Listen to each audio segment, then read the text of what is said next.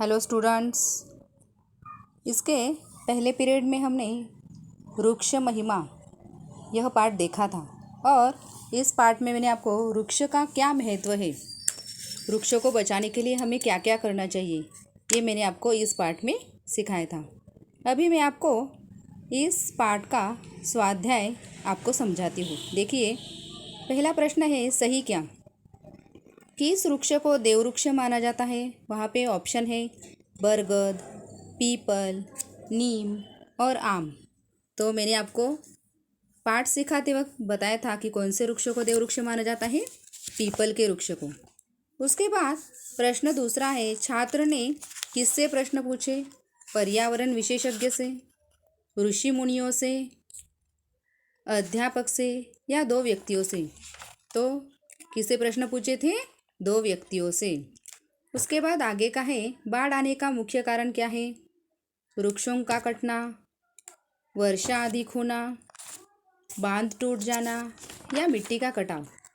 तो बाढ़ आने का मुख्य कारण क्या है? वृक्षों का कटना। उसके बाद प्रश्न दूसरा है, क्या आप जानते हैं वृक्ष हमारे लिए धरोहर क्यों है?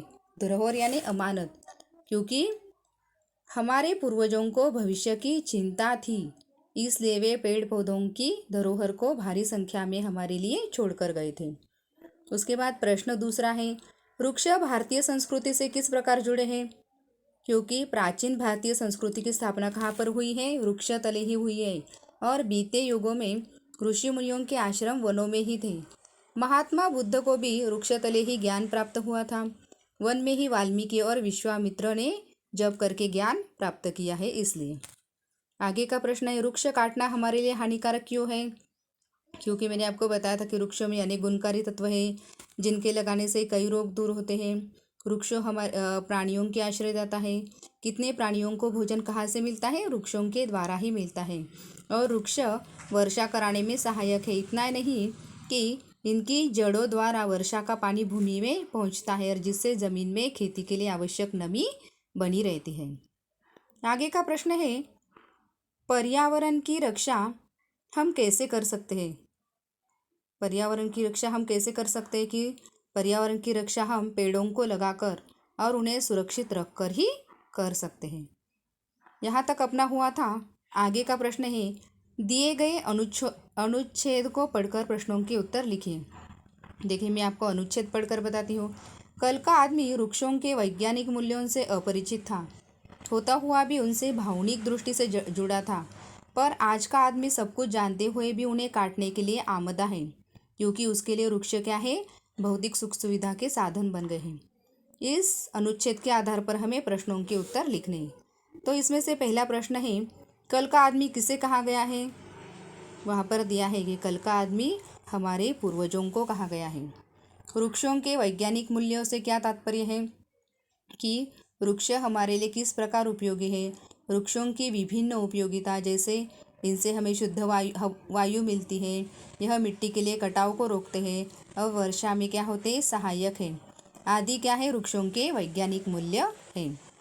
आगे का प्रश्न है, हमारे पूर्वज वृक्षों से भावनात्मक रूप से कैसे जुड़े थे? क्योंकि हमारे पूर्वज वृक्षों को अपने किसके समान मानते हैं? पुत्र के समान समझते थे, इसलिए। आगे का है, वृक्ष हमारे सुख सुविधा के साधन कैसे हैं? क्योंकि वृक्षों से हमें ईंधन की लकड़ी मिलती है। साथ ही साथ क्या मैंने आपको सिखाते वक्त बताया था कि मेज़, कुर्सी, पेंसिल, कागज़, बक्से, डिब्बे, खिलौने, मूर्तियाँ आदि सबके लिए किसकी ज़रूरत पड़ती है? लकड़ी की ज़रूरत पड़ती है, जो वृक्षों से ही प्राप्त होती है। अतः वृक्ष हमारी क्या है? सुख सुविधा के साधन है। आगे का है, वर्तमान में जंगलों के प्रति रूखे व्यवहार से लेखक दुखी क्यों है? क्योंकि वर्तमान में जंगलों के प्रति रूखे व्यवहार के कारण वृक्ष समाप्त हो रहे हैं और परिणाम स्वरूप विभिन्न क्षेत्रों में प्रलयकारी बाढ़ आती है, पर्यावरण असंतुलन बढ़ता जा रहा है और धरती पर गर्मी बढ़ती जा रही है। इन्हीं सब कारणों की वजह से लेखक क्या है? दुखी है। प्रश्न चौथा है, सही गलत। वृक्षों से हमारा जन्म जन्मांतर का नाता है, सही या गलत? ये क्या है? सही है। वट वृक्ष देववृक्ष कहा जाता है, बताइए सही है या गलत है? नहीं, क्योंकि ये गलत है। कौन से वृक्ष को देववृक्ष कहा था मैंने? पीपल के वृक्ष को। वृक्ष दूषित वायु प्रदान करते हैं। गलत, क्योंकि वृक्ष हमारे लिए क्या करते हैं? शुद्ध वायु देते हैं। वृक्ष प्राणियों के आश्रयदाता है। ये बात सही है। आगे का है कटाव कम होने से मिट्टी की उपजाऊ शक्ति कम हो जाती है।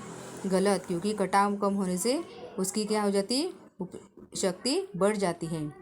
ये क्या है? ये सेंटेंस गलत है।